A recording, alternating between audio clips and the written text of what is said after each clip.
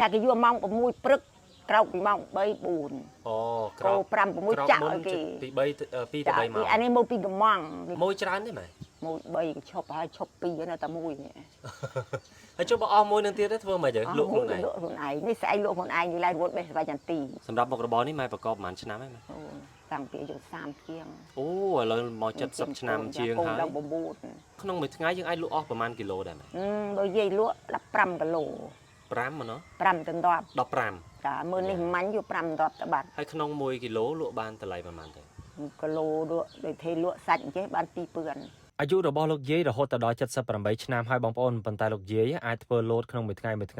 លក់ទៅកាន់ម៉ួយរបស់គាត់បានច្រើនគីឡូមែនទែនគាត់ធ្វើលោតចេញពីអង្គរដែលលាយជាមួយនឹងស្លឹកតើយបងប្អូនមើលតែពណ៌ទៅដឹងហើយពណ៌ស្លឹកតើយតែម្ដងហើយលោតរបស់គាត់ចេញមកសរសៃស្វិតល្អមែនទែនហើយម៉ែយាយបងប្អូនគាត់ធ្វើលោតនឹងចិញ្ចឹមគ្រួសារគាត់តាំងពីគាត់នៅក្មេងរហូតមកដល់វ័យប៉ុណ្ណេះនិយាយទៅក្រុមគ្រួសារគាត់រស់ដោយសារមុខរបរលក់លោតនឹងតែម្ដងអញ្ចឹងបងប្អូនមុខរបររបស់ឪពុកម្ដាយយើងណាបង្កើតអនាគតឲ្យកូនចំនួនក្រោយបានគ្រប់គ្នាតែម្ដងអញ្ចឹងបានថាពិតជាមានមោទនភាពមែនទែនហើយថ្ងៃនេះនាំអារម្មណ៍បងប្អូនទាំងអស់គ្នាមកទស្សនាមកដល់ផ្ទះលោកយាយឈួនសៀវដែលគាត់មានអាយុរហូតដល់78ឆ្នាំហើយរស់នៅក្នុងភូមិរស័យលោកឃុំរស័យលោកស្រុកជីក្រែងខេត្តសៀមរាបទឹកដីនៃខេត្តសៀមរាបទៀតហើយបងប្អូនលោកយាយក្រៅតែពីការធ្វើលោតក៏លោកយាយអាចធ្វើបាញ់ឌុកបាញ់ជំនឿដែលមានរសជាតិឈ្ងុយឆ្ងាញ់អាចលក់ខ្លួនឯងបានហើយអាចបោះទៅឲ្យម៉ួយរបស់គាត់បានទៀតហើយលោតរបស់គាត់ក្នុងមួយថ្ងៃគាត់អាចធ្វើបាន5គីឡូ10គីឡូទៅតាមការកម្មង់របស់ម៉ួយហើយក្នុង1គីឡូគាត់បោះឲ្យម៉ួយតម្លៃត្រឹមតែ2000រៀលទេបងប្អូនហើ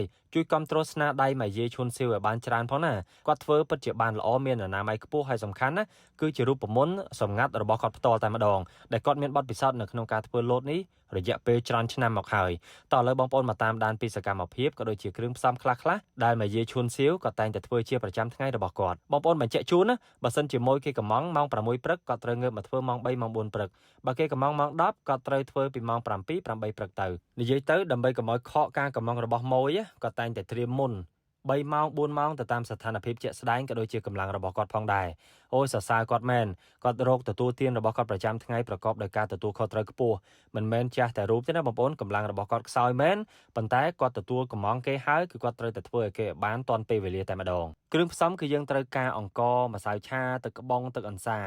ាហើយក៏តែងតែប្រើប្រាស់គ្រឿងផ្សំទាំងអស់នេះដាក់បញ្ចូលគ្នាដើម្បីធ្វើឲ្យចេញជាសរសៃលោតដ៏ឈ្ងុយឆ្ងាញ់របស់គាត់ហើយអ្វីដែលកាន់តែពិសេសគឺស្លឹក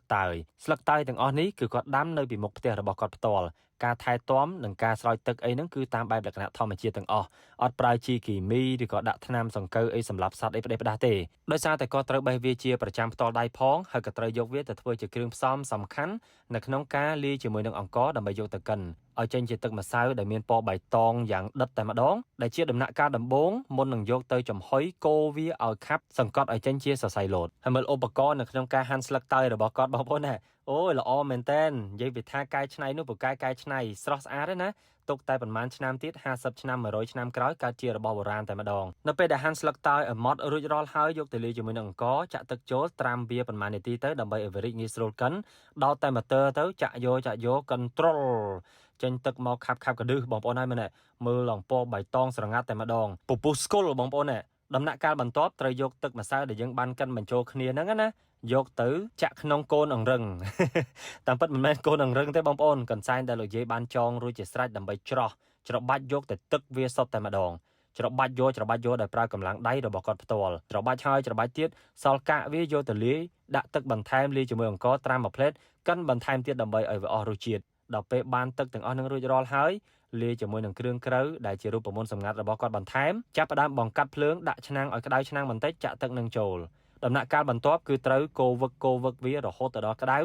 តៅរហូតទៅដល់ខាប់រហូតទៅដល់ដាច់ទឹកអន្ទល់អន្តាយល្អបែបនេះបងប្អូនអូយល្អមែនទេនេះកាន់តែខាប់កាន់តែអន្តាយបែបនេះគឺជាអ្វីដែលយើងចង់បានអូយបងប្អូនហើយល្អមែនទេនេះមើលតែពណ៌ក៏យើងដឹងថាល្អដែរបៃតងស្រងាត់ឡើងដិតតែម្ដងណាបន្តមកទៀតគឺជាពេលដែលយើងត្រូវធ្វើឲ្យវាចេញជាសរសៃលោតនៅជាតិទឹកអង្ករដែលយើងបានកូររហូតដល់ខាប់នេះចាប់ផ្ដើមយកវាទៅចាក់ឲ្យចេញជាសរសៃលោតខាប់កដឺហ្នឹងឯងបងប្អូនដាក់ចូលមកឲ្យពេញទៅបងប្អូនសង្កត់យកប្រើកម្លាំងទៀតហើយម៉ែយាយខ្ញុំធ្វើបែបហ្នឹងម្ដងហើយម្ដងទៀតរហូតទៅដល់អស់ម្សៅដែលយើងបានធ្វើហ្នឹងទៅធ្លាក់ចូលទៅក្នុងទឹកដែលត្រៀមទុកនៅខាងក្រោមហ្នឹងកើតចេញជាសរសៃលោតដែលមានរសជាតិឈ្ងុយឆ្ងាញ់ក៏ដល់ពេលដែលយើងត្រូវស្រង់ចេញម៉ួយក៏មកដល់ផ្ទះចាំយកល្មម តម្រុំតែបានសរសៃលោតដែលមានរសជាតិឆ្ងាញ់សោភ័ណភាពដ៏ស្រស់ស្អាតហើយឈ្ងុយបែបនេះបងប្អូនគឺពិបាកមែនទែនពីមួយដំណាក់កាលទៅមួយដំណាក់កាលសិតសឹងតែប្រើពេលវេលាយូរហើយសំខាន់ប្រើកម្លាំងសុទ្ធទាំងអស់តែម្ដងលោកយាយក៏ចាស់ទៀតអញ្ចឹងបងប្អូនកុំភ្លេចចូលរួមគាំទ្រនៅអ្វីដែលម៉ែយាយបានផលិតទាំងអស់គ្នាផងណាលេខទូរស័ព្ទក៏ដូចជាទីតាំងមានបញ្ជាក់ជូនបន្ថែមនៅក្នុង comment អរគុណសម្រាប់ការតាមដានទស្សនាវីដេអូនេះតាំងពីដើមរហូតដល់ចប់អរគុណដល់ផលិតផល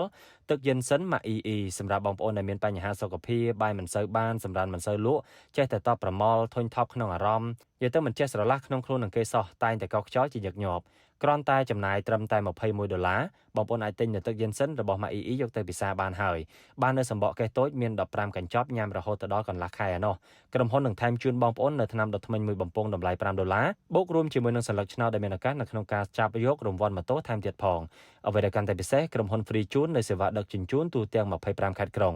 ការរកទិញគឺមានភាពងាយស្រួលមែនទែនគ្រាន់តែបងប្អូនអាចទំនាក់ទំនងទិញតាមរយៈ Pharmacy និងតំណាងចែកចាយឬក៏អាចទំនាក់ទំនងទិញតាមរយៈលេខ Telegram ដែលមានបង្ហាញនៅក្នុងវីដេអូនេះស្រាប់ឬក៏ទំនាក់ទំនងទិញដោយផ្ទាល់តាមរយៈ Facebook Page EE Black 9ដែលមានសញ្ញា Techpo Q ជាសញ្ញាសម្គាល់សូមអរគុណជួបគ្នានៅក្នុងវីដេអូក្រោយទៀតសូមជម្រាបលា